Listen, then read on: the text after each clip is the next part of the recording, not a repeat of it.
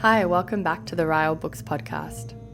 We're super excited to be able to share the recording of an evening of readings by poet and activist scholar Nat Raha and novelist Sulaiman Addonia.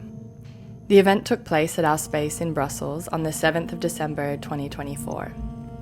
Nat Raha read excerpts from her most recent book, Apparitions, Nines, and Sulaiman Addonia invited Asencio to read an excerpt from his novel, The Seers. The evening concluded with a conversation between the two authors. Amidst the violence of capitalism and state and imperial power, there is Nat Raha's Apparitions Nines, in its charred golden minidress, ushering us into a space of grief and resistance. The embodiment and intimacy of queer, trans, and diasporic black and brown people. Written as a series of niners, a poetic form consisting of nine-syllable lines, Apparitions Nines is at once a brash and subversive rejoinder to the Anglophone sonnet, as well as an ode to beauty, collectivity, and tenderness, which emerges from and far surpasses constraint. Dr. Nat Raha is a poet and activist scholar whose previous books of poetry include Of Sirens, Bodies, and Fault Lines, Counter Sonnets, and Octet. Her work has appeared in 100 queer poems, We Want It All, an anthology of radical trans poetics, Liberating the Canon, an anthology of innovative literature, and Transgender Studies Quarterly, amongst others. With Maaike van der Drift, she co-edits the Radical Trans Feminism zine and co-authored articles for Social Text, the New Feminist Literary Studies, and the book Trans Femme Futures, Abolitionist Ethics for Trans Feminist Worlds. Nat completed her PhD in queer Marxism at the University of Sussex and is a lecturer in fine art critical studies at the Glasgow School of Art. Sulaiman Addonia's The Seers follows the first weeks of a homeless Eritrean refugee in London, set around a foster home in Kilburn and in the squares of Bloomsbury, where its protagonist Hannah sleeps. The novel grapples with how agency is given to the sexual lives of refugees, insisting that the erotic and intimate side of life is as much a part of someone's story as land and nations are.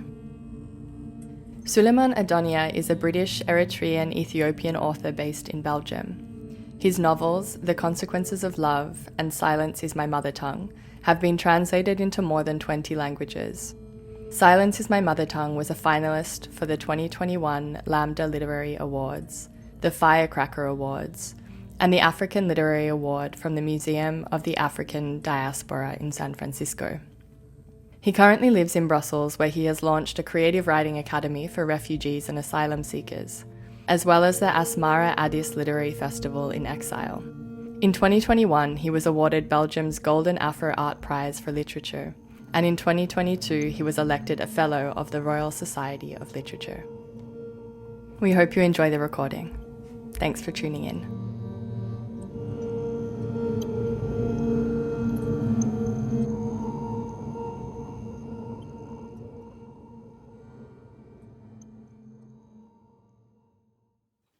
Can you hear me? Yeah, is that good? Okay, I just can't hear myself, so that's exciting. Thanks, Van and Chloe and Absentia, and thanks for having me. I'm going to read Having Us. Also, this is a real treat to be in dialogue with Sulaiman and to be hearing his work. I'm going to read long, so it'll maybe be half an hour, maybe a little longer. I haven't timed it because I had a last minute thought to try and read some kind of some work from my previous book as well, of Sirens, Body and Fault Lines, which is quite London-y. So we'll get there. Because I thought can we talk about London? like the crazy Londoners that we all were, past tense. But this poem is after Diane de Prima. I wrote it this week. The planet will not bear it. Not just the material and ballistics, the decimation of Gaza, of Palestinian life, of every infrastructure, cinders to starving, the future as vortex burning fictions, the violent metabolic of nations. Not just the $17.9 billion sales to arm the genocide, not just the desire for power, the $200 million presidential campaign, for others to live by your will. Tiny empires to own land and river and ocean and air. Not just no kings, but drag kings. Not just by the creations of capital. Every activity a form of sale, dispensing the imagination. Not just all of that, but perhaps too our attachments. Feeling seated deep in forms, progress, liberty, reason, received forms of beauty, right, and of even hope, life and the human after the human. Release the ideals and structures by which empire continues to believe in itself. Again, we are after humanity as we, the colonized, have known it. Are you willing, without fathers or family existing by alternate hand, solidarity, mothering, learning without ownership, to grasp and hold each other in the deep particulars of strangers, in the even after the law? Do you know where to source strength and purpose? Animate yourself between cater walls, the external, and all of your contexts. We are going to make everything. What is in the way to live free?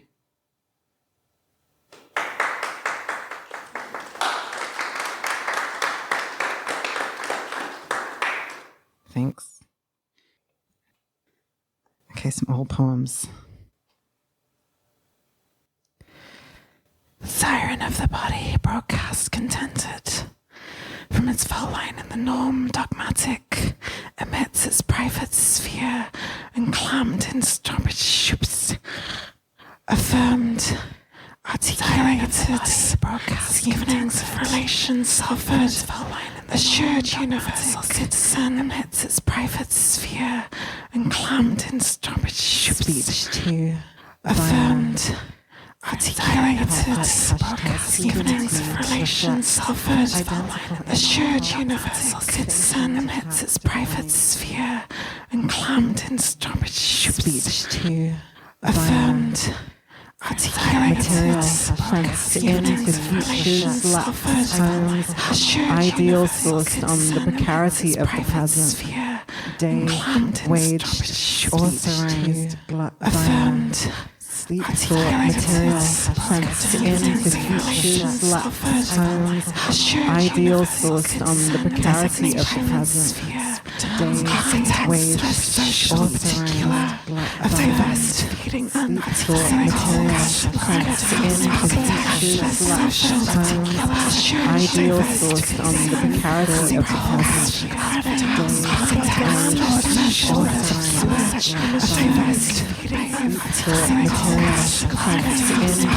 make capital gains, ideal source in the survival of winter. Approach choke new crossroads diagnostic 151.2 micrograms per meter cube PM10 filth pack occupational assess and redundant and repetitive self-brand 3 sirens Olcan unmarked 939 0.6% growth in the spring. Ideal who is objects and subjects of recovery. Historicalize the city of Westminster, the kernel of dispossession. Ideal source. In fever dream, landscape conceptual, beauty of the gentry, visions, cities, lights, skyscraping flesh we inhabited in former decades. Continental drifts, sails, claim bodies and souls. Here, in the present, hydration seeds, flesh, electric. The passage of future, or cut out the stars. Muscles, wire, horizontal, emit vague, dull, and desolation. The basis of utterance, while the muscle tissue diverges.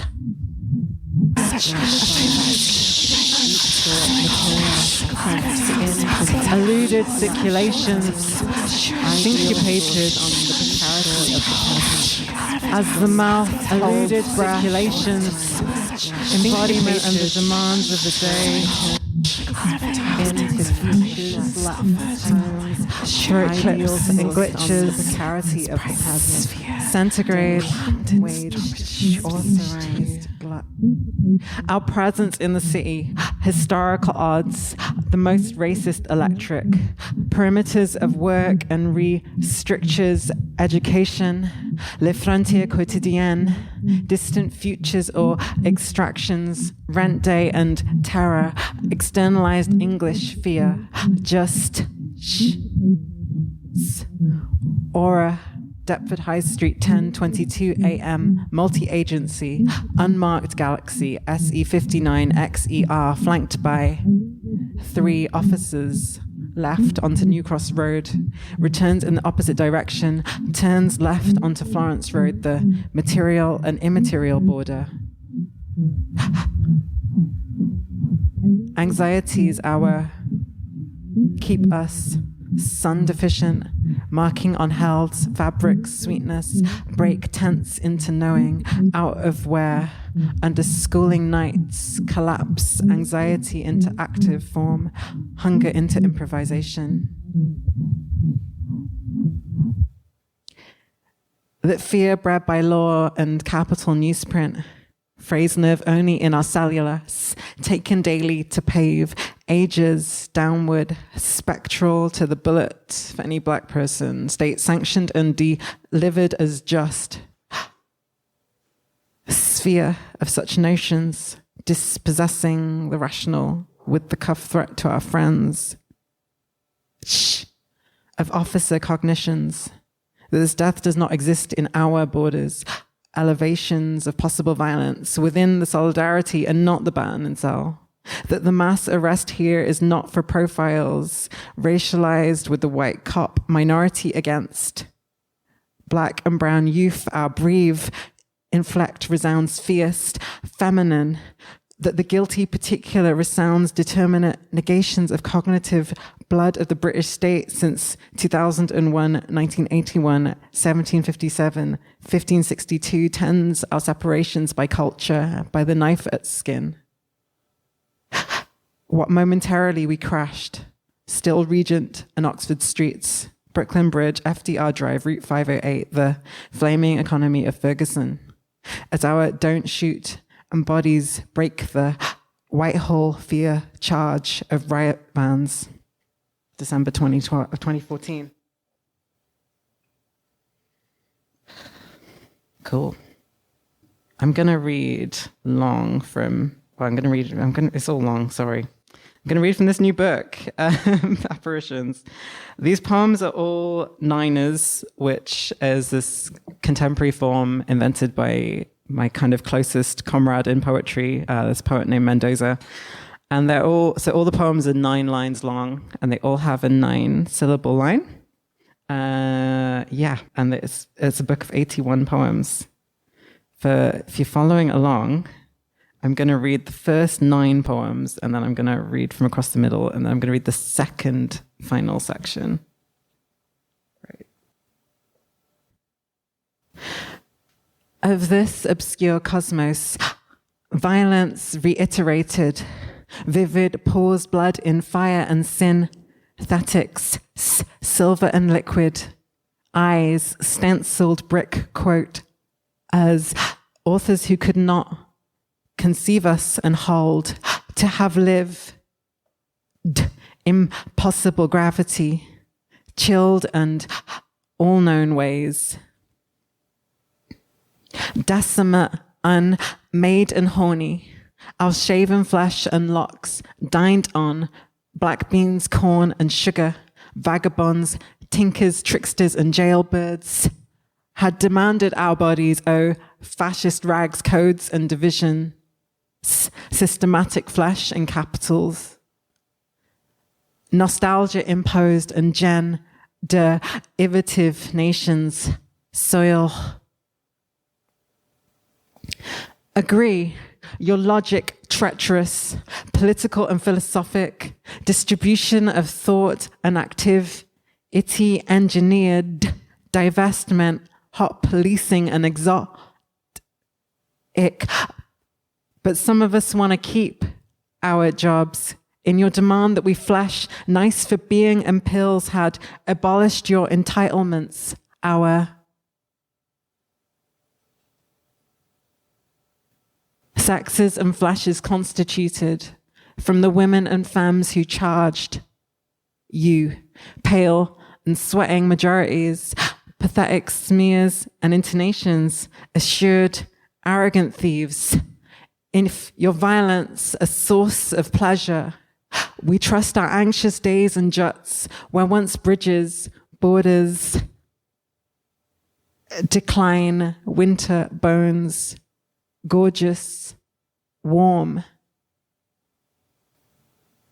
Girl, if we are citizens of nowhere, a threat to the tone and image, composed, cute lace, we divine femmes know here to dissect your impositions so late in the day, bark organs in casual violence, your pleasure, excruciate living, and the beauty about our eye lines. This decade-old violence for bored stars in black salt, she said the possible diminished order administered names. Ha and solstice-eyed fall into the wage day, turbulent shimmer, out of discourse traded, close, pinned, ordinary trappings and verse to squat, dislocate. In nationhood, your reveries, 500 truncated years, we dined on stolen whiskey, tar, ministerial bones, forced to find work, a rustic allegory, narrating cities and aggressions, light and false, nature conditioned, cohered by skins, our separated, crashed, lit.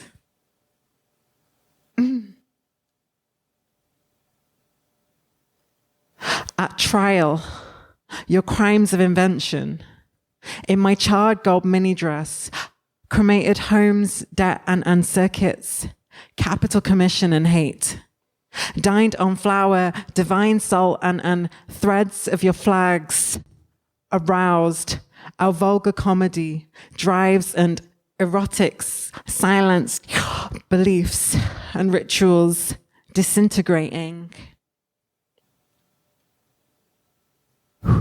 We impossible siblings, lobes sore, close hairs and gleaming, our traumas dismissed, bitter salts stream in cheeks spark, structurally, your lavish, sheerest divisions, devaluations, institute, ions, blood, harmonics of work, migration and conjugal flicker, track memory. And hold, to have live, nostalgia abolished your of your flags, our aroused. From the women and femmes who charged. Bull diminished 500 truncated years, cute lace.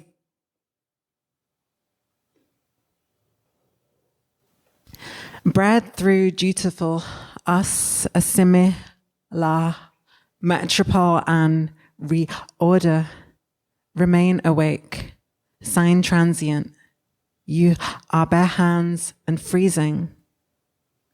Rex talents, glam our flakes, girl, forget the legible, inclusive and undiminished, eaten twice a day, fucking against the national interest. This is with lines from Frank O'Hara's Homosexuality. It's 3.6 if you want the line. And down the lengthening shadow, divine ones fuse streets with the forms of beauty to be. In the Creopole, dragged up centuries, lust seared, wilding the nature of light.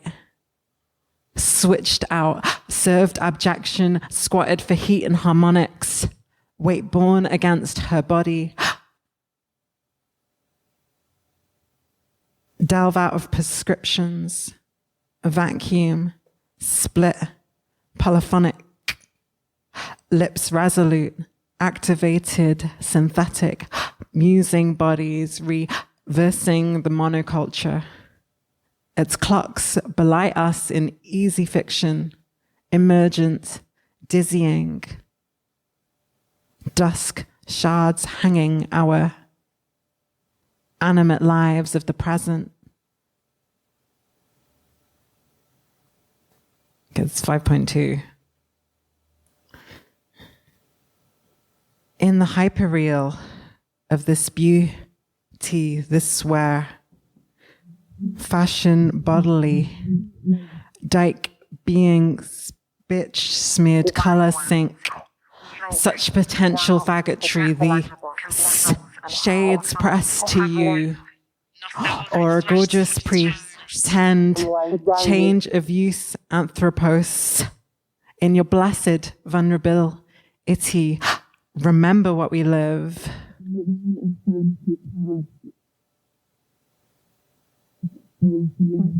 Twitching in the dream, our gazettes, archives, den rose hip flesh, delicate, fledge Creopolitan,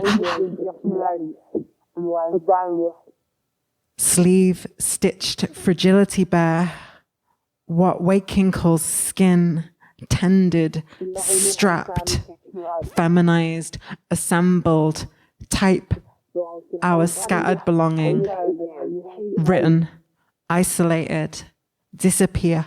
Design ones.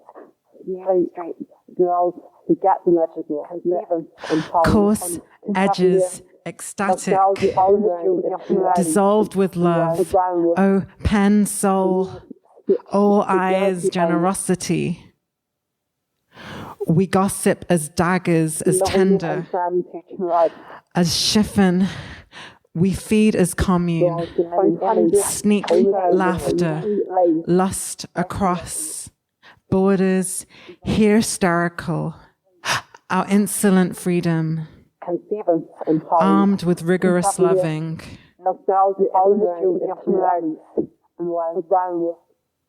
Sleeve stitched fragility bare. From the women and femmes who charged.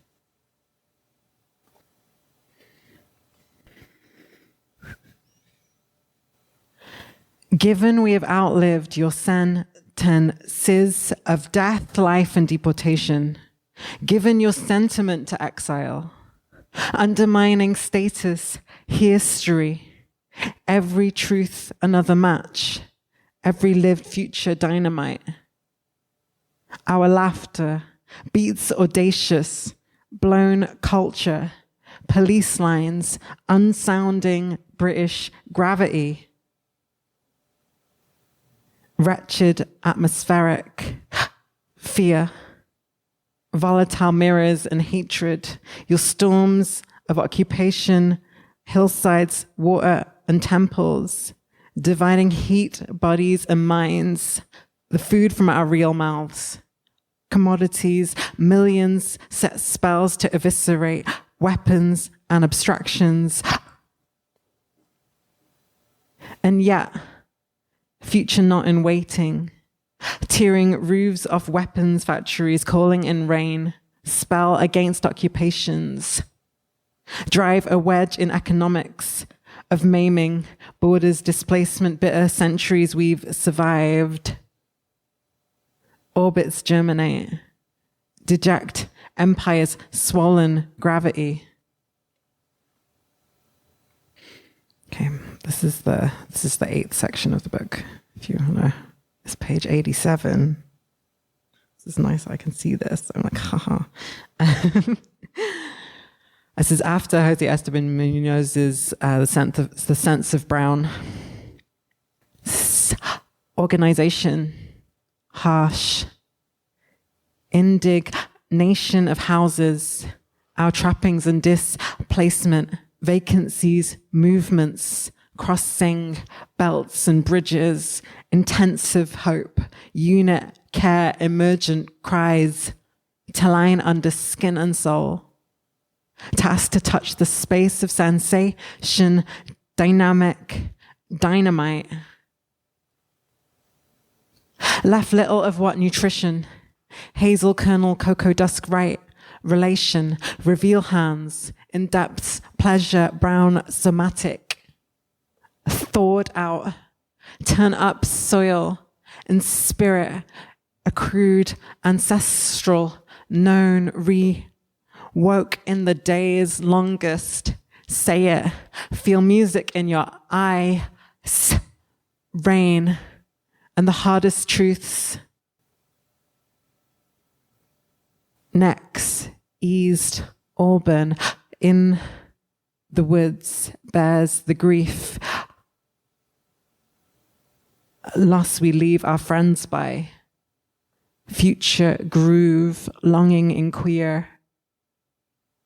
You're located, California fingers.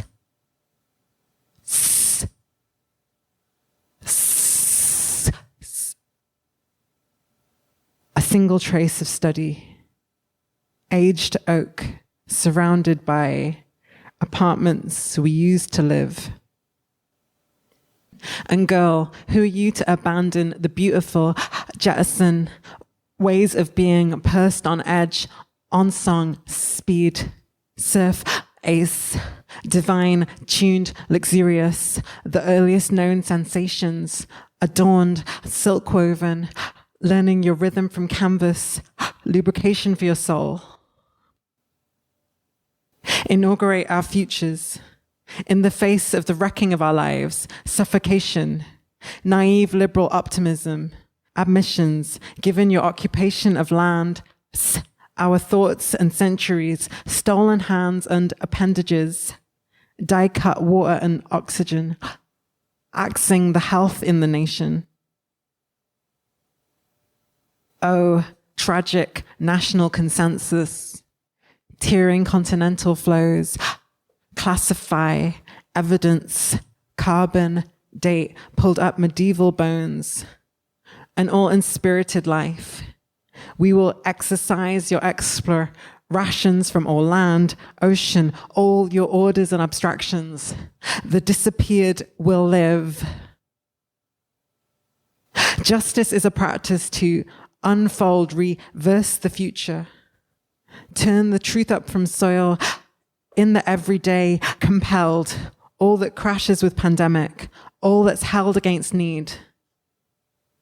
And after our affections, dozed regressive histories, bloom alternate truths. In sparse winters, our death, apartments crushed beside, bare we now all is our breathing. Friend, what is left for us? Dance effluvial prospects. Friend, walk the flood toward beacons, lunar ascendant. Decomposes overrun the remainder of vibrant streets. Before the world's tribunal, and if the crisis in your method of inhabiting the earth diminish future scope, our refusal of ways, orientations of hours and days, body, minds, and souls, all empires have known how to save their heads. Housed, longing, decomposes, overrun, fragility bare, surf, ace. From the women and femmes who the earliest known sensation. Before the world's tribunal, commune, 500 sneak blown, isolated, unsound, divine ones, fused in the everyday, down again the legible, thawed out and hold, turn up have soil, not in spirit. Thanks.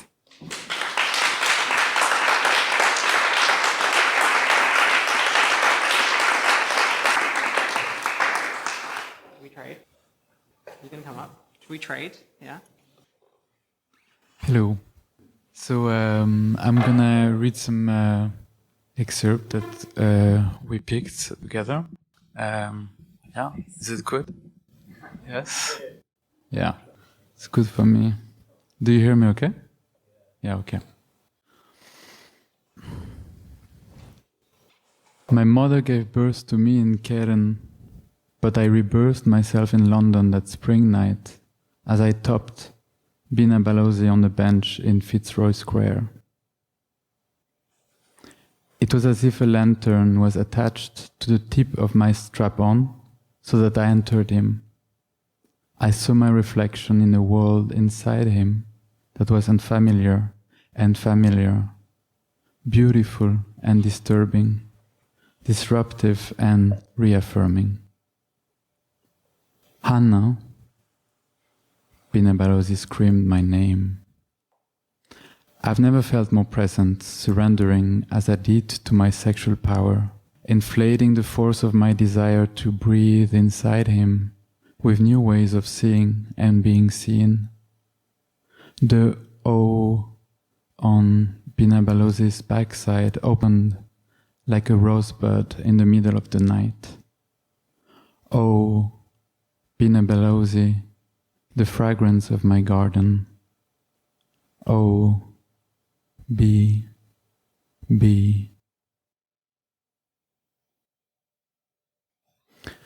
It poured. Bina B opened his umbrella. Behind him, the pink roses of the gated Fitzroy Square garden swayed. My eyes swooped to his lips as if taking an evening promenade on the bank of his breeze-filled mouth. Oh, Bina B. Bibi stepped forward. Anna, here? He offered me his umbrella. I declined. It's you who makes me wet, I wanted to tell him as I examined his face under the street lamp's light. He was as smooth as the night, free of bitter thoughts.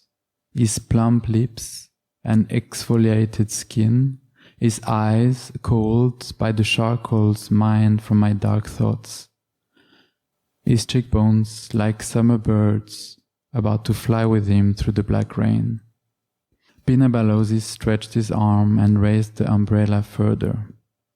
The dark, slim-fitting suit he wore to our date imprisoned his bones, and I imagined my fingers like mowers freeing his body to my hunger, his flesh to the invasion of my mind. My thoughts were running amok inside my head on this night of lust when Bina B coughed, then talked. Anna, I want this, but it's not easy. I pulled up the collar of my trench coat and lit a cigarette. I took a long drag and watched the rain. Anna, do you understand me? Bibi asked. We spend a lifetime trying to conform to ideas handed down to us, I wanted to say to him. Let's instead build our own reality that reflects the ideas we birth in our imaginations, because imaginations are genderless wombs. Instead, I said, Bina B, the time for explanation is over for me. I have nothing to add to the struggle. I flicked the cigarette butt on the ground. The wind brought the screeching of cars, the distant barking of dogs, and the sirens of police cars. The sound of a city in conflict with itself reminded me of my own conflicts in the past. Bina B paced up and down. He seemed like an orchestra without instruments, a city without people, a river without fish. I longed to enter him and ensure myself inside him like a bookmark inside a book. We lived in the shadow of exile, in the shadow of empty promises, in homes made of cardboard stands, in nations drawn on sand. Peace, future, made sense only in our heads.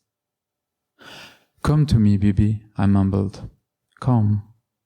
I was getting ahead of myself, my passion like a fast car speeding with me through this new terrain. Intoxicated by his gasps, I was out of control. For a second, I wanted to wrap him in my arms, to inveigle him into opening his body to my ravenousness. Then, and after a moment of calm, I sought to persuade him gently instead, to guide him to this moment with care, show him that if I could penetrate him, I would find a forgotten world inside him that he could then see mirrored in my eyes. But in truth, it felt as if our souls had already touched on the waiting lane refugees go through in this country, that he and I had rubbed shoulders in the files at the home office containing our stories, where we lay naked of meaning and dignity, broken, adrift, not here, not there. Yes, I thought. We did cross paths and held hands, touching each other through our stories. No persuading was needed. I ached to know him as he lived back home, not carrying a tale of an immigrant, but a boy growing up to be a man with the qualities of his mother. The trees of Fitzroy Square creaked and groaned, a choir as exquisite as the voice of an Eritrean praise singer. Bibi's shadow was thrown against the buildings overlooking the square, as if he was part of the Victorian architecture. It struck me how I had likened all my lovers to lands, to places, as if my search for home had eroded the boundaries between my body and a country, so that the two had merged to make sense only when my desires were fully intact and in action. I extended my arm towards Bibi to bring him to me, to end my quest once and for all. Bina B looked at me in silence. My thoughts intensified. Why can't we love without questions? Why do we have to convince him that our desires are as beautiful as our skin color? Why do I have to coax him to my thighs as if I were a hunter?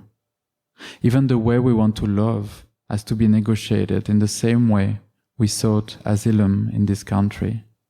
Our fate hanging on a matter of believability. Yet, what is there to believe or not to believe about us? Two immigrants standing here in the heart of Bloomsbury, in the depth of the night, pretending that we are a myth.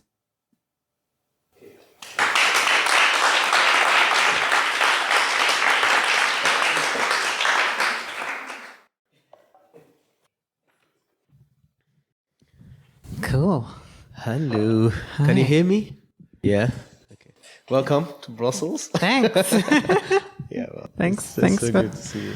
It's nice to. It's It's really great We to have meet. to. We have to moderate each other, so we have to be in. It's. Yeah. First of all, I just want to apologize about my voice. I was telling Nat actually that I've not been well. I've cancelled everything last week, but I couldn't cancel this one. Honestly, I've known you, via Instagram, and you've just been really kind, and so when you actually suggested my name, I was like incredibly excited. So yeah, thank you, and it's really amazing to see you in person. How are you? How am I? I'm good. Yeah. I'm like, wait, I'm loud, aren't I? Am I loud? I'm like quite, I'm feeling the energy after having just read for 30 minutes. I'm also just like actually quite overjoyed to meet you. Sorry, everyone. Like, I was saying to Sulaiman, I'm new to your work, and as in I encountered the Seers in June, just I guess the week it's published. I was in London at the Queer Bookshop, and I was saying that's like a bookshop that's been really central in my life. And I think on the one hand, thinking about the or like responding as a reader, I guess, to the setting, to like Bloomsbury as this kind of like queer space of literature, and also like of this kind of like romantic idea of what London can be, which I lived in London for many years. I decided to read some of these kind of London poems tonight, thinking about this. I don't live there anymore, but it also being a space that I kind of entered with this like romantic idea of what a city could do or could be, which was also like the queer experience of like running away to the city and being like, oh, I have to go and I have to be in this place in order to find a way to exist or to live. And then next to that, so that's like a personal connection, but then next, and it goes deeper. I actually used to work on Fitzroy Square. This is a long story. But then also just being like, feeling really, like so moved by not just the erotics of the text. And I don't just mean in terms of it has a work that is deeply erotic and that your writing is like uncompromising in its eroticism, but also in terms of like how that actually feeds the dynamism with which you write here, especially. And it feels quite different. I was saying I just read Silence as well. And it's like it's got like a different kind of energy, a different pacing. And yeah, so I was like, I guess there's two, I was like, do I have questions? I was like, two questions maybe. One is maybe about this which just came up in this section that we just heard about how, well, in the text you're talking about how you think about is Hannah's relationship to place actually the same as one would relate to a lover? And then thinking about, and then I was thinking about like London next to, say, the refugee camp in which Silence Is My Mother Tongue is set. But so there's maybe, I was like, is this a question? Is this just not rambling? If you could talk about that a little bit, about like, because it's almost like London is the lover that we all kind of have. Yeah. And we might fall out with or have these ruptures with. Do you actually miss London now? Because you've been away for about how many years? Okay, sorry, this gets really personal fast. I've been away 8 years. 8 years, yeah. I left 8 years ago. The poems that I read were kind of like at the cusp of, on the one hand, being involved in a political community and activist community. Actually, the last poem I read was really directly kind of trying to capture some of these feelings around the like BLM demos in in the winter of 2014. And, you know, we were out marching in the streets like nights like this. But I find that I've been going back to London a lot this year in particular because I'm like, oh, the city has something that I'm missing in my life. And I have to and that's actually really about the erotics of the city and the kind of community making that's happening. Yeah. But how about you? Do you miss? I was like, do you miss? Oh, like how did you? Also, because if you're writing, I was like, you're writing sat on a bench and Nixie is reading this. No, I mean, in terms of like going back to that question you asked about space in the city, I think because I've moved around like for so many times when I was younger, that I felt over times, I got to a point in my life where when people ask me where is home, I've just kind of like, I started kind of like condensing this idea of home to a feeling rather to a landscape, rather to a particular, kind of concrete jungle or anything like that. So I always say like home is like a moment in my life. So I don't feel at home in a place. I feel home in moments. Like, when you're having fun, when you're having sex, when when you're going out with friends, when you're having coffee or you're reading poetry. So this idea of how the whole kind of identity distills itself, or it's a concept that is constantly reimagined in my mind. And so it's maybe like like a priority of it as experience, or because I spent a lot of time, I think, in trying to like tarry my own sense of home with diasporic experience, and it's like, and then I think also with this like Brexit Britain thing where it's like you increasingly don't want to be British actually, and you're increasingly invited to not be British anymore. And even though, you know, I was born in the UK, it's like, come on. But thinking about home as relational and it being as like, oh, it's something that I'm sharing with people. Yeah. Actually, it kind of, a sense of home exists because I'm in relation with you. And it's like, oh yeah, it's a form of feminist community and belonging. And I started thinking about this as like queer diasporic feminism. What does it mean? Actually, our home might be about our relationships with our friends. And that might not be, that can be transcontinental even, you know. But maybe all of that is because I fell out of love with the city. You know, it's like, oh wow, I love this place, but it's literally killing us. And you mean as a city and the economic struggle and feeling all of our health diminish, you know, and there's so much where I'm like, our health, you know. And there's like one of the poems I read actually has this, there's lots, so the two things I started recording was the pollution. Yeah. Because I was I'm like I have a science degree from UCL, let's just say that. And I'm obsessed with this like sense of the pollution and thinking about it as like, what's happened to our lungs, right? What's going on here? Yeah. And I'm stood next to the pollution meter whilst I'm waiting for the bus every morning on this one street in southeast London, which is New Cross Road. It keeps getting referenced in the poems. And then I'm recording every time an unmarked police car drives by and like the number plate and the time. And it just became like the thing that I was doing whilst I was waiting for the bus. And that all ended up in this book. Wow. And then as in of Sirens, that's the siren, right? And then...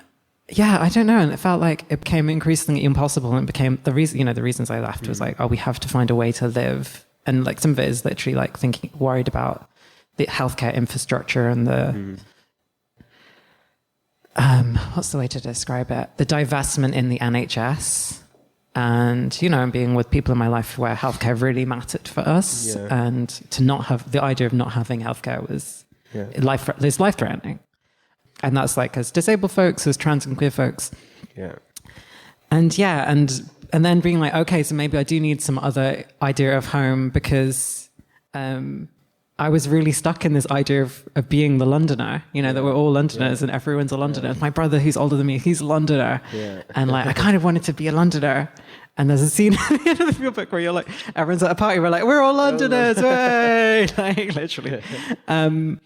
Actually, to be a Londoner, you know, before like aspiring to become British.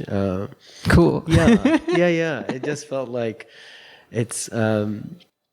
I don't know why. I mean, I think like you know, especially for Black and brown people in London, they don't venture out too much. No. You know, and that's because of that kind of history of going, you know, that kind of. Fear in some cases of going to the countryside and things like that. So you end up associating a whole country to a city, basically. And not even the countryside, also the towns, or right? the town, or some places, I mean, we're like People's Republic of South London. That was like, it's literally, we're like People's Republic of South London. Because it's like, oh, you go to South London, it's like global majority. And it's like, oh yeah, this is actually... And that's where, again, but then I'm like, oh, that's where I felt at home. That's where I had a sense of belonging. But then I'm back in this spatial sense of that rather than trying to work more poetically and like where belonging could exist. And then that also is about like, because it's like a power thing as well, right? If home is between us and is in these moments, in these encounters, then we actually have the power to make home like that. It's not dependent on if you're permitted to stay. Or if you have leave to remain or whatever. Exactly. And that's the beauty about being a writer or a poet, I guess. In that, like, you really end up being influenced a lot by your characters. In my case, I would say, like, I write my books, but I really often get rewritten by my books. You know, the way I think, the way...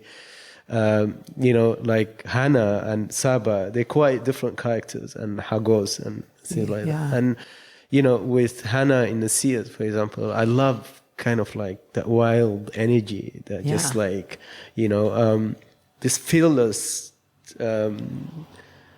this fearless notion of actually taking, you know, identifying things like sex, for example, and that's a way to kind of belong. And so I was wondering, actually, in your poems, Wait. do you have like no? I mean, yeah. I'm gonna ask you a question too, but you go.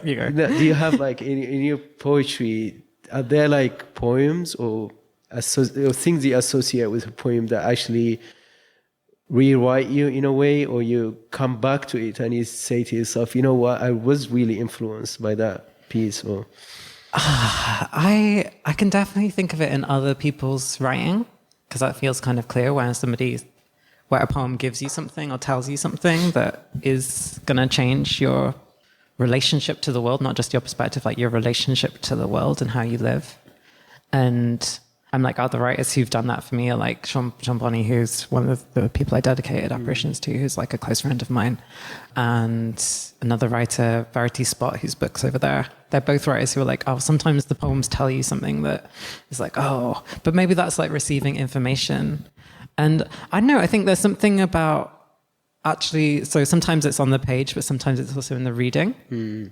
And getting to inhabit, I think about it as like, oh, it's like inhabiting the poem. And I really try and think about this question, like what it means to create a sonic space that we all kind of get to inhabit, and then trying to get to inhabit that myself when I'm not just having to read it, say the words one after the other. I don't know. I think it's more like there's something about how poetic thinking, and we were talking, I'm going to ask you a question about writing as well, but there's something about how when you're writing, you stumble into something happens in the moment of writing that might reveal something that you don't know about how you think or about how you create or how you put ideas out. Thank you. And sometimes I'm like, oh, I stumble into an idea that becomes a theory, like later. And, I also write kind of theory. I'm trying to own this, write theory, write essay, and being like, oh, actually this idea, like I have this whole idea about queer and trans social reproduction. And this poem, that idea actually came out from a poem that's in Of Sirens called When We're Working While We're Asleep. And it's just trying to be like, oh, actually sometimes the poem, something happens in the poem that expresses something, or there's an idea in there that hasn't previously existed in my brain. Or like in the, and I'm like, oh, that's kind of interesting. I should spend some more time thinking about that.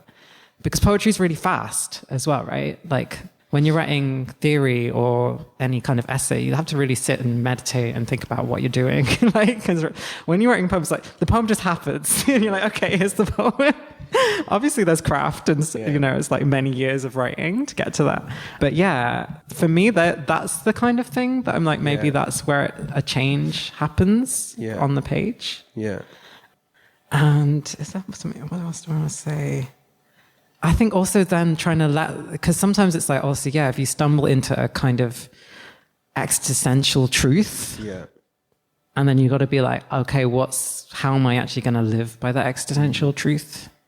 Sometimes it's like, maybe it's even like, if you write something political, it's like, this is going to feel like posturing unless I actually step up to what I'm suggesting as possible. Because that's part of it. It's like, if there's a utopian project, but then it's like the dreaming is like a thing that can be made concrete, right? I think about this a lot from what Jackie Wang writes. It's like, actually this stuff matters if we actually make it our lives, because poetry is life. Actually, we were talking about this already. Like, it's a mode of living. It's not just about writing things down. It's also about a way of engaging with the world. So you live with poetry. I try to live poetry. Okay, so now I have two questions. But I'm going to go with the first one. How about you? I was thinking about Hannah's character as, on the one hand, like she's super driven. She's also kind of like confined in her own ways. But she's in her erotic pursuit. I was thinking about her as a character who's like ethically, she's like beyond the pale in a good way.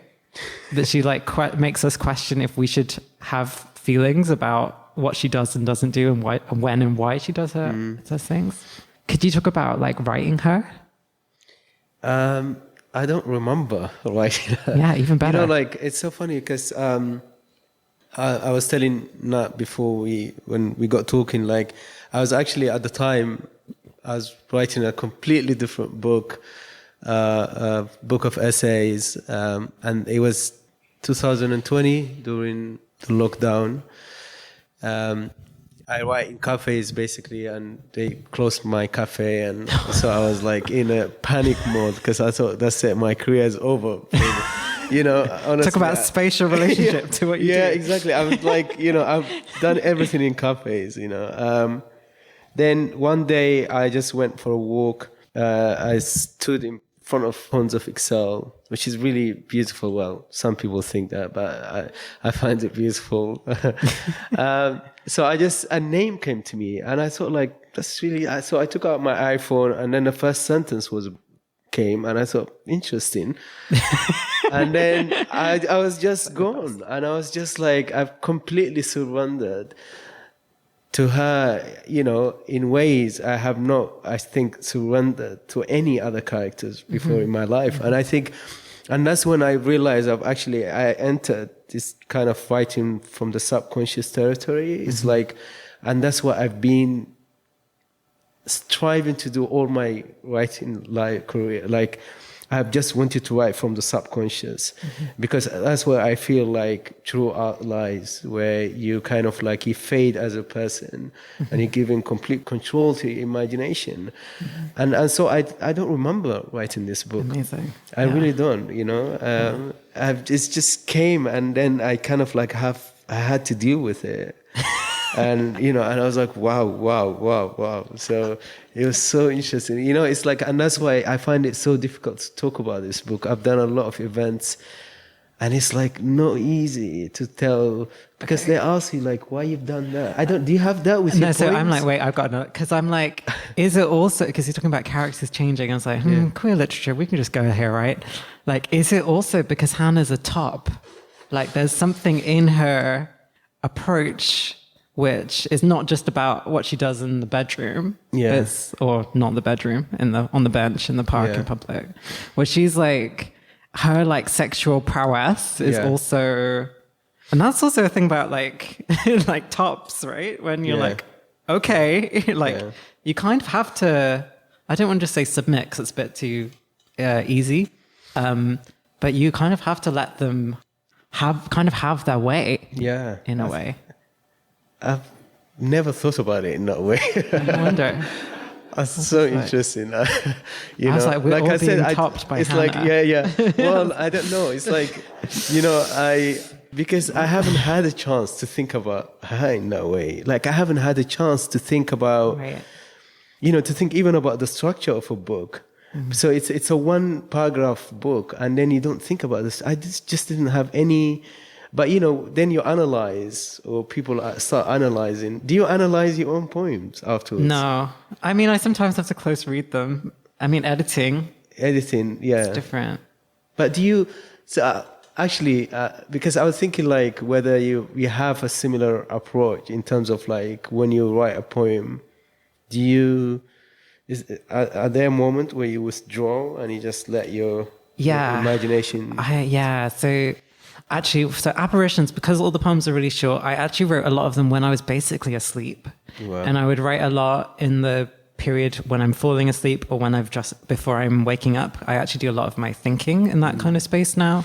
So I'm like half asleep. I'm writing by hand. I'd write in pencil in like a notebook next to my bed. A really great process method. If people want, you'd have a notebook. If you write in pencil, you can write at any angle.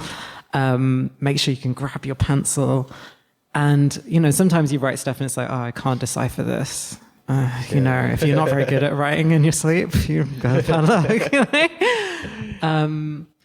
And then since then, I was going to read it. I had a longer poem that I didn't read because I was like, I've already read for half an hour. Amazing. Some of the things I've written more recently, it's just been like, just felt really kind of moved, a point of almost crisis, and being like, okay, I just have to write. Like, I wrote this poem in November last year about trying to respond to what was happening with the genocide in Gaza. And it's just like, oh, you know, you feel so profoundly like affected by trying to make sense of like these questions, and also these questions around like what poetry is for or what poetry can do during a genocide. And that being really clear, actually, feeling quite clear to me and feeling like, oh, I actually appreciate that I have that clarity. And then just writing, I wrote this like 5-page poem in like two hours, basically, this kind of thing. And I'm trying to just write more like that, just let it go. Like, I was going to read this poem called Philadelphia, which I wrote in Philadelphia a couple months ago. And I had the same thing. I was just like in a gallery looking at this work, and I just wrote for an hour. So it just like it just happens. It was like I just went to see this poem's called Philadelphia. It's a long poem. It's about Zoe Leonard's artwork, which is called Strange Fruit. And if I'd read the poem, you would know all this. So it's 295 pieces of fruit that she'd eaten and sewn back together. And it was made kind of between 1992 and 1997 during the AIDS crisis. And she was talking a lot about how it's her reflection on the death of David Wojnarowicz, who was like a friend of hers, who's an incredible queer artist, writer, painter, photographer, painter, who died of AIDS. And so the work's kind of been decaying, but it also survives. And there's this weird contradiction in this. And I just was there and we're just like writing the poem, and then you're in a gallery, so stuff starts happening in the gallery. People come in and there's literally like some people exclaimed like, what the hell is that? And it's like, that's in the poem. And then like some other people started coming and hanging out, and we start talking about the work and just trying to write all of that through. Yeah. And I feel like those poems have they have a different kind of energy, and people respond to them differently. I see that. And it's kind of it's slightly, that poem in particular, and also this poem Shields, which I wrote about the genocide, is like, they have a long line. They're a bit easier to kind of grasp syntactically. So maybe that also helps. But I was like, oh, it's minimal editing. It's just like, just here, like 5 pages. Why is it minimal editing? I don't know. It just feels that way. They feel like a bit more urgent. And then I'm like, oh, I'm doing a reading. I better read. Like I read that poem in Philadelphia, and then I read it like 5 days later in Edinburgh when we launched Apparitions. It's just like, here's something it's that like wanting, because it's an urgent time, right? It's like, and when I say I feel like really, I'm really pleased to be a poet in this moment. Like, it's really clear that poetry has something to say about the kinds of truths of experience that, in this moment where it feels like not only humanity, but like all of these liberal institutions are like failing to stop a genocide. And for those of us who are engaged with anti-colonial criticism, this is obvious. Yeah. But for everyone else, it's like, oh wow, like Western humanism is over. Yeah. And if we keep believing it's not over, the same things are just gonna keep happening, because this is already a weird replay of the 40s, right? And so I don't know. So it feels that poetry can like say something in these moments, and it's really clear, and it's something about the form and the urgency of this kind of writing that allows for that. Yeah. And maybe, can I ask you on that question, thinking about this idea of the Seers? Yeah. Which, I think a lot about, like I sit a lot with Rambo, like deregulation, derangement of the senses. And I was also thinking about, this kind of comes up in Fanon, the program of absolute disorder, as what anti-colonialism does as well. But in the sense of like the queerness of this, of like, oh, there's something about when when there's an internal struggle, and that reveals mode of perceiving or of understanding the world around us. Could you speak a little bit about the idea of the Seers in this, like the seer as a thing? Oh, actually, funny enough, when I left London for Brussels, I've actually come from London with a book, a biography on Rimbaud. Yeah, it's in the Edmund White. Maybe. Yeah, I think it's that one. So I was kind of like going through really bad insomnia, like sleeping 2 hours a night at those days. So I was just spending my nights dancing and reading poetry. Nice. And then and watching Peanut Bouch and listening to Cesaria Evora. So this, I had like a few artists who were like, they were like my family, at night. Wait, listening to, did you say Cesaria Evora? Cesaria Evora. From France? No. Quebec, yeah. Quebec. Yeah. But she lived in Paris, yeah. Oh, okay. And then one of the books I was reading at the time, so I'm looking at the bookshelf. No. I'm just giving an example because I was sitting those days on, I had a chair, and one day I looked up and I saw one of the books that I came with from London, and it was Rimbaud. So that became, a book that I was kind of reading slowly, So I was like, and I think the title must have come from there. The Seers, when he wrote that letters about seeing but I think there's something amazing about reading poetry in the middle of the night, where or just being by yourself in the middle of the night, a lot of things reveal both, you kind of encounter thoughts and ideas that you probably had by day, when you encounter those same thoughts and ideas by night, they're completely different. I don't know in what way, but it just felt like there's that dynamic between day and night. It was kind of like really important to me to kind of like, I think that's when I've changed as a writer. I was suffering because I was going through not much sleep at all. But I think that's when, I was kind of like experimenting with ideas, including sexuality, including thoughts, including feelings, including your relationships with any and everything becomes like a part of that kind of night lab. And that's, I think, and that's why I came out, I'm feeling like a lot bolder as a writer, where I don't really give a fuck where people are going to read my books or not. It's just about being really true to your, like I say, surrender into your imagination. That's my entire practice as a writer. I don't know how you feel about that, but that's, to me, that's the only thing I know is that I feed my imagination and then I withdraw. Do you have something feed similar? your imagination and then you withdraw and your imagination runs by.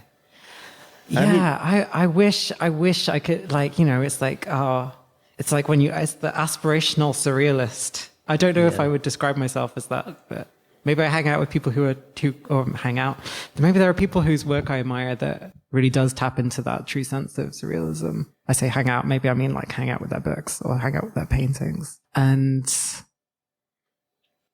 maybe sometimes my problem is I feel like it's almost like if you're too wordy, you're kind of too caught up in language as a spoken thing. Or something. I don't know. I'm not sure. Can you try to explain again? No, I'm not sure I can explain. No? But can you? Okay. But then I'm like, I feel you with that. Yeah. I was like, the night. Yeah, I live, Edinburgh gets dark at 3 at this time of day, right? It's time of year. And we talk about it as city of night, and the whole ambience of the city is really different. But maybe there's something also about the spiritual that exists that you can tap into in that time. And this like, and also like when you read poets who are kind of different to you in every sense, or you think anyway, and I think you kind of like you enter that world and you enter, and so that becomes your world, especially at night when everything is silent, in your own room. And I think that's why I probably love a lot. I love reading more poems than books, prose, because it's just this kind of immediacy, where kind of immediate, it's transportation into a kind of unfamiliar world or familiar world.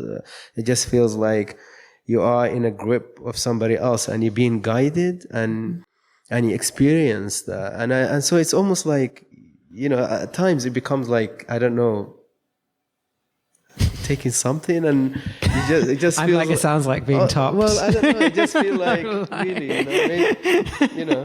But it just feels there's power of depth about it that it's not easy to convey, especially when you're sick. So, I think for me, the Seers really it is a kind of like consequences of those nights where I was just like a student following a lot of masters, the phenomenon, Nawala Saadawi, the Egyptian feminists, or, like just Latin American literature, Japan avant-garde literature, which became really a love affair of mine. So I was just everywhere.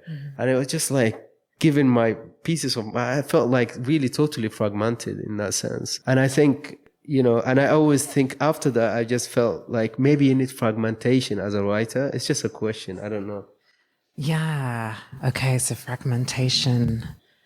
Yeah. I find that so I can think about apparitions. But I think there's something, working with this form where all the poems are like square, sometimes they're quite square. They're less, I say that, but I'm like, the other work is fragmented, but big and not square and condensed.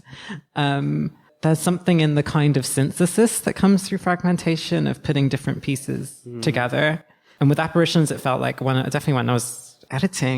editing the book, I was working with an editor, with Gia Gonzalez, who was working for Nightboat at the time. And sometimes you've just got these two pieces, right? And the poem's kind of like this. There's something happening in the first bit, and then there's something happening in the second, and then it's over. Oh, yeah. And then, and prior to that, I kind of literally been working in this more collagistic mode where the poems are like they're like that, right? Wow. And trying to cut up and thinking about using the cut up as an editing process and using collage and bringing in, I was really just trying to bring in noise from the city and be like, how do I get that onto the page? And then realizing that actually maybe partly how I write is this, sometimes the image isn't super clear. And actually, I think this is this relationship, it's actually about my relationship with lyric. And so when I was writing this book, I really I feel like I began as a lyric poet, and by the end, I'm completely destroyed. Wow. And lyric is impossible. And that's something to do with the reflection of the kind of experience that we're trying to get down. And that's the London destroying us, right, question. And now I've made it back to lyric, many years later. You're you go through some process, some stuff happens in your life, you feel like you want to write lyric. And and lyric kind of doesn't necessarily, so it's fragmentation and lyric as these two kind of ends of these being pulled in these different directions at different times. Right. And also at times literally just being this is not the time for lyric, Lyric can't capture the things that I feel I need to express. Yeah. And there are other times where it's actually lyric is this really generous, loving mode of writing, and maybe I want to give that to put that into the world, because sometimes you want to put good life-affirming things into the world. Yeah. Amazing. Yeah. By the way, if you have any questions, sorry. Let's make it interactive. Hi, thanks for listening. Let's just don't hesitate. Ask, be part of the conversation. Yeah. Question for you, Matt. You mentioned before that sometimes when you write, you uncut or you stumble upon an existential truth and you wonder what to do with this or how to live by this. I was wondering if you could give an example of such a truth, or were you thinking of something in particular when you mentioned that? I guess I can think of particular lines. Yeah, I was really thinking about this. The example I keep coming back to is there's a poem in here called "When We're Working While We're Asleep," and it's really just it's quite an intimate, it's quite lyrical. And it's just this idea of what does it mean to be thinking about these questions of labor and care, in these moments of intimacy and affection, and it's literally it's the kind of you're awake in the middle, you're stirring in the middle of night. It's one of those kind of poems. And then, and that becoming actually quite a key theoretical idea for me in my life and for the people around me. And, that we're trying to, we're in this rereading Marxist feminism, looking at, because we're the Marxist feminist crew. And actually these ideas become how we start understanding the things that we do for each other and how we understand what we might think of as just the everyday living, but also solidarity, kind of these two ends of these things. So on the one hand, these acts of care are solidariness, and on the other, they're part of some kind of everyday communal or collective mode of living. And that also goes so far, because actually people are when you start calling everything a form of work, that's actually not great either. because then you just start thinking of everything through this logic of work, which capitalism obviously has a pretty big monopoly on. And although, you know, I'm not going to underline Marxist feminism in a response to your question, but then also being like, I think just trying to also use the poem as a space to reflect like what's happening. Like the poem I wrote this week that I read at the start, I'm literally just trying to be like, what does it mean to, maybe we need to release some of these ideals that we live by. And I've been thinking about this a little bit just the past couple of weeks, being like, maybe these things have to go, you know, reason, sure, we can get rid of reason. You know, that's on the bonfire of the, you know, the bonfire of enlightenment. But what about some of these other things, like progress, also bonfire of enlightenment? But like, maybe there are deeper seated things that we need to think through. And just, I don't know, I was just trying to capture that in that poem. But maybe, what do I want to say? I'm just like, if this reading was longer, I would just read another poem. But yeah, that actually sometimes it's like you just figure things out in the writing because of that mode of thinking. I think of like poetic thinking does something else, or something else is happening in that space that, yeah, is because you can't like, what do I want to say? You've got to kind of let it flow, and you can't like, there's no room for doubt, or if you let doubt in, it's going to preoccupy that space. And so maybe, yeah, sometimes maybe you just have to express, things just emerge that you're like, okay, I have to deal with this now. You know, like you were saying, I think as well. I don't know if that's useful, or if that's just quite rambling. Thanks for that question. Have you always been a poet? Is that the question? You wanted to ask that question? Yes. Great, mind reading. But I'm sure you can ask it in a different way. Yeah. Did you really want to be poetry or make poetry? Yeah. Or was it always that was there, or was it just happening at some point? It's really, I was always creative. I was playing music. Music was like my space. I wrote loads of songs. I was writing music all the time, all through my teens. And then, but like poetry, I didn't read a lot as a kid. Like I keep being like, oh, the libraries in the towns I lived in were closed or something like this. And I only found literature, like kind of, I was doing a science degree, I already said this. And in the middle, I kind of found literature. And then I kind of encountered contemporary poetry in this like experimental way. And it so happened that the people who led me to this and the people who I'd met were also like queer and trans. And so it felt like, it was like, oh, this is a weird, there's like this whole type of writing that has a subcultural life that is familiar from other subcultures. And then simultaneously being like, oh, cool, we can, like everything's up for grabs. Nothing like poetry is not this like stuff. It's not just the thing we studied at school. It can be anything. And then I just started writing. I was like, okay, I guess I'm just gonna, but I mean, I was interested in lyric and I'd read a few poems before that, but I'd never been encouraged to write poetry in this way. And I kind of had to find it for myself, or find it because my friends are like, here's let's go read some. And it's literally like, I met my best friend at a demonstration. In London? Yeah, okay, this is quite a good story. Who's Mendoza, who's the person who invented the niner. Okay. We met at a demonstration against this LGBT NGO called Stonewall. Oh, yeah. And we were demonstrating against them because at the time, this is in 2008, they were giving a TERF a journalism award. And it was like the biggest trans demo that had taken place in London at that time. In 2008? 2008. And I just met this person in the bar, you know, afterwards. We were talking and we became like, we just started chatting. We became friends. They introduced me to poetry. Yeah, and they were studying poetry at the time. And Mendoza's writing is quite different from mine. We've collaborated a lot, but they use found text. They work quite strongly with dialect. They're really interested in history, like Northumbrian history in particular. It's like where they're from. And then but it's this question around like poetry as a way of life, and being like, there's just a point where it's like, oh, can poetry be a form of life? Because it's like, if you commit creatively to an art form, it's also like poetry is also just like the aptitude of how we engage with the world.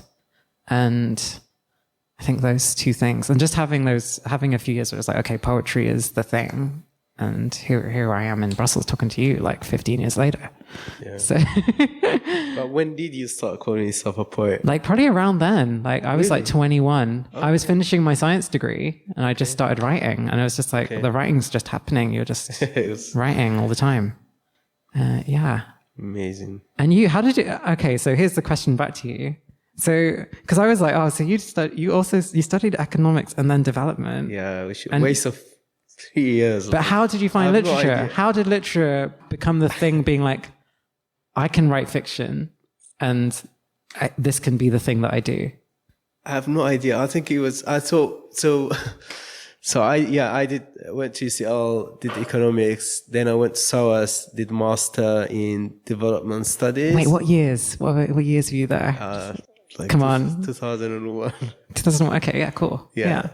And then I actually stayed at the university and I worked as in a research center. So I kind of like got promoted, became a researcher at university.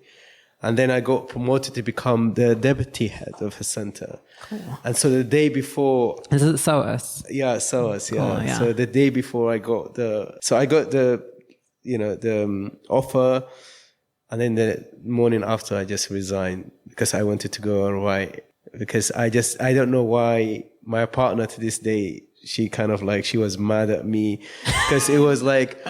Well, I got like, finally, I've kind of like got this amazing, I was going to have amazing wages and then I just threw everything away. It's just the instinct. I just had something inside me that told me I'm not going to be happy if I, so it was a big risk. I just left and I didn't even know what writing, I didn't even know how to write a short story.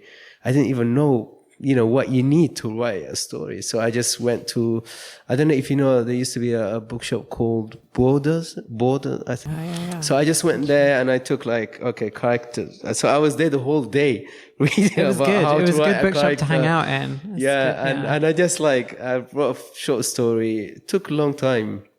I think still I'm not, my partner still thinks it's still a wrong decision. She's still not convinced it was the right one, but I'm kind of like, but yeah, going back to this, because I've always been surrounded by storytellers, like people who love stories, in different forms, like oral storytellers. So the story is like been part of my life, like anyone here since my childhood. So, although I'm like you, I've kind of not been, I've always read books, but not heavily. I'm not kind of I wasn't an avid reader as a child. I just was busy doing other things, surviving and things like that.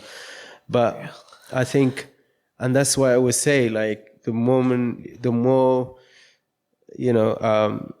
those kind of situations really teach you to read the world in a different way, to become a reader in a different way, to have kind of relationships with people, with books, with ideas in a different way. And I think, and that's why I love literature when it's diverse, because then you encounter people and books with different perspectives, Do you feel the same? Yeah.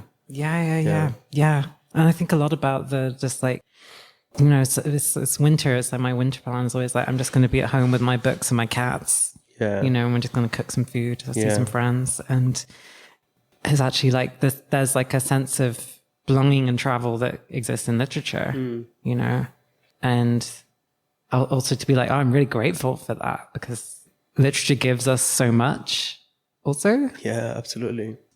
Even with the always rereading, it's you get, things keep coming back to you. Yeah. And I think a lot about that. Actually, I feel like I live by very few, a small number of writers, but actually that's more generative than living by many writers, say.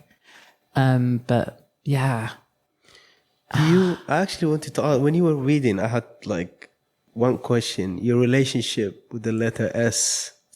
Yeah. Can you say a bit about that? The letter S, yeah. Oh, was it a particular poem or just in general? I think in general, you had it quite. A lot of S's, yeah, sound.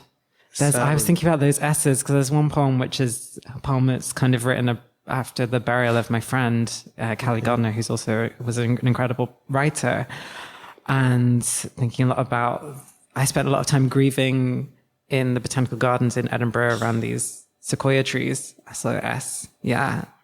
And I have a close friend who's also named Sequoia, and she'd never seen a sequoia until we went to meet the sequoias and she's American.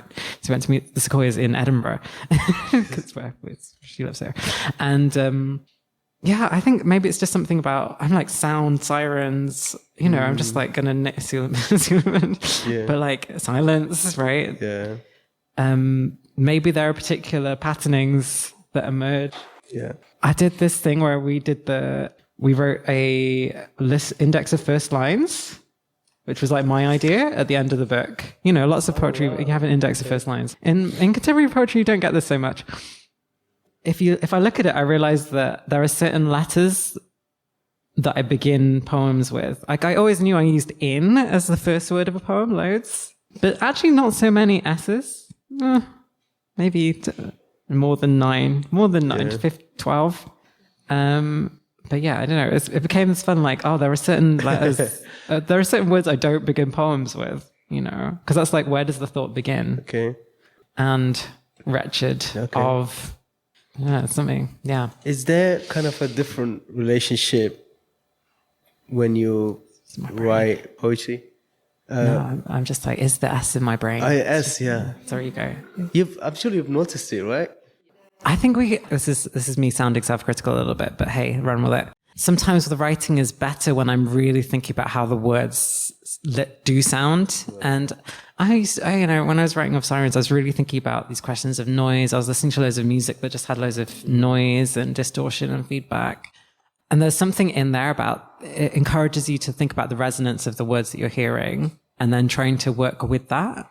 And that's part of the matter of the poem, especially when, you know, I'm like going to get up and read the poem. So I know it's like happening in that space. Yeah, but maybe sometimes that you lose that, especially if you're like, oh, political urgency, go. Like the poem has to say something now. You know, like it's not a crisis, but it's like, you can go deeper. Anyone? Question for Nat? Remember, she came all the way from Scotland, right? Relationship with London, that dynamic. And what's your relationship with the cities you live in now? Yeah. Very good question. Well, I mean, I'm just thinking about that. I was like, should I go see the bench? Should I go somewhere like Sunday? There was a bench. Go see the bench. It's like, yeah. I mean, to be honest, like it took me so many years to kind of like, I still miss London. I still like feel like one day I'll end up going back to London. Oh. Yeah, I know. I just feel it. Like I don't know why, but I just feel it. But I actually, so it took me a long time to like Brussels, and I think I only started to like Brussels. When I started to, the Spanish poet Lorca. He talks a lot about loss in a city, and that's, when he says things like, you have to lose yourself, I'm paraphrasing obviously, to lose yourself in order to discover the light within. And I think that's when I discovered, when I kind of reinterpreted Brussels, or kind of reread Brussels in a different way, when I found peace with myself, or I found not peace, but yeah, I started to kind of go internally in order for me to see the external world. Do you see what I mean? Like, kind of like now I feel okay here, I mean, it's my place. It's like I feel like I belong to Brussels through culture and art and literature, because I found it, things like a festival. We just did our 6th edition last weekend, so it feels like I've been part of the city, in so many ways. And, people belong to spaces in so many ways. And mine was just through literature and through kind of like creating a space for other artists to come and speak, and, for myself to listen, and, a community and things like that. Yeah. So yeah, I live in Edinburgh, and I work in Glasgow. So I'm kind of between these two cities. And maybe I guess I have a sense of belonging that's manifest through activism and community building through that. Yeah. Some of that's been around trans healthcare, some of that is around Palestine solidarity.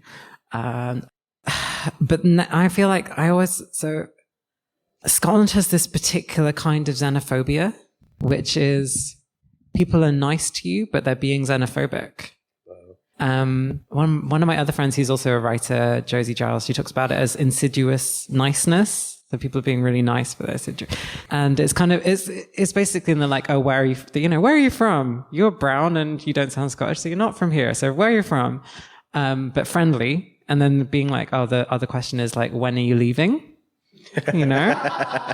That's the question they don't ask, right? When are you leaving? And so kind of having internalized that in a way that I never really experienced before, and if that says something about my state of mind. But then the way to deal with that was to try and write about the histories of the places through this anti-colonial lens and be like, actually, what does it mean to try and retell and re-narrate these places through this understanding that actually Scotland was deeply implicated in colonialism in its own ways, because before it was like, oh, we were colonized by the English. It's like, it turns out you were also colonizers. And also not being alone in that, having, especially in the arts, like there's a lot of Black and brown artists and historians working through similar questions. And so also trying to respond in my writing with that, to that. Maybe because I also felt if like London is like Of Sirens is really like the London book, right? And then I left in the middle of it. It's like having to find some other subject that isn't just place, because before it was just place could be the whole subject. And yeah, so also having this different kind of relationship. And like on a personal level, it's like, yeah, I live in kind of like, I'm aware that I'm in a place that isn't always going to meet all of my needs, but also does have these kind of literary and artistic cultures, because it is that kind of city that is a lot of, there's a long, long history. Edinburgh really thinks of it as a city of literature. I'm assuming you've come to Scotland to read, right? Yeah, we were talking about Lighthouse. Yeah. And like, on the one hand, it's like there are exciting cultural institutions like Lighthouse, and on the other, there are these bigger kind of it's the Edinburgh International Book Festival, these kind of more monstrous festivals. And trying to find a space in between all of it, amidst it all. Yeah, I don't know. It feels interesting, but then it's like, what things actually manifest a sense of belonging or a sense of attachment or a sense of like, there's actually a way of life here that is sustaining and nourishing that I can live with. And I'm still not sure that's what I have there. I don't know. Yeah. It just feels like it's less of the subject as although I'm saying like it's always there, and there's loads of like really indirect references to the city and to what was happening, especially during the lockdown in this book. Because I was writing the end of it during the pandemic, and they were like digging up my street. There was this medieval graveyard buried under the sand, under the street, in the sand. Turns out our neighborhood's built on a sand dune. And we're in the port. I live next to the port in Edinburgh. It's just called Leith. It's actually kind of its own town.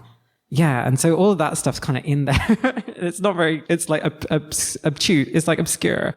But it's part of the things that are happening in the poems. And you're like, it says something about our understanding of space because it's this ancient medieval city or whatever. You're like, it's weird.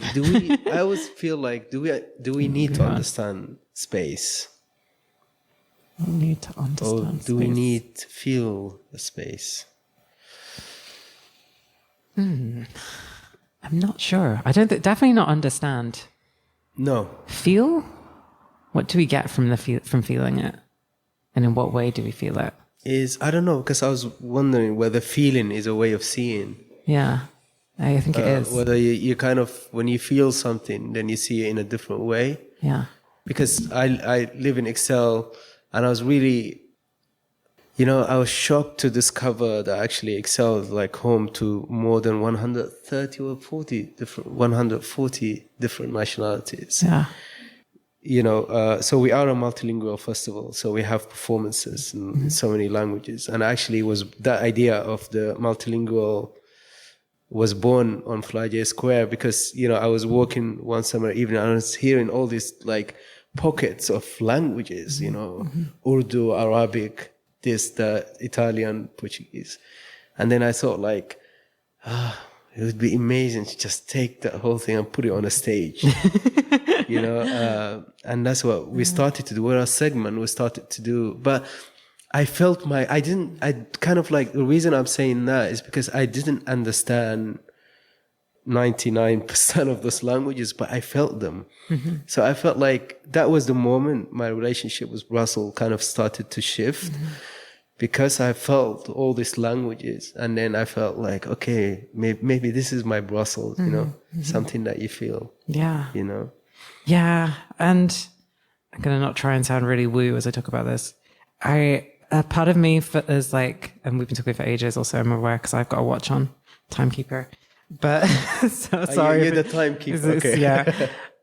Just trying to build a relation to place. And I have another close friend. We usually go walking, and we're always trying to be like, what is our relationship to the land? And for me also that became like, what is my relationship to the ocean? And then just kind of tapping into other kinds of like other experiential elements through the presence of the sea and going to the sea and having these kind of like being in like a more than human communication, and letting that also kind of influence the work and my writing, and that being the beginning of a lot of my relationship to the space, and being like, okay, I'm here. And then I'm trying to understand, you know, there's this rock that had this has a lighthouse and a prison. It's actually a nature reserve. And I'm also obsessed with birds. And then it's trying to understand the history of that in relation to the history of incarcerations, and then trying to attach that to the things in my life and my family's experience as well, that are also kind of feeding that. And that became a whole other work. Yeah. So I don't know. So it's again, like you have to kind of writing yourself into the space. Maybe you're like trying to take everything, but or like curatorially, or like you can do that with your pen as well. Yeah. Any final questions maybe? Otherwise we could go and eat. Thanks all for listening for like so long. Thank you. No, thank you. This is such a fantastic conversation. Thank you. Appreciate it. Thank you so much. I was like, we could talk for another hour, but I think we should do it over food. Like, I'm really hungry. Thank you. I don't know about you. Yeah, why not? And you have to sign my books. Thank you so much. Are you free? Do you want to come and you can come and eat? Thanks for listening to the Ryle Books podcast. This episode was edited by Ros Del Olmo. You can find more of our past and upcoming events on our website, www.ryle.space.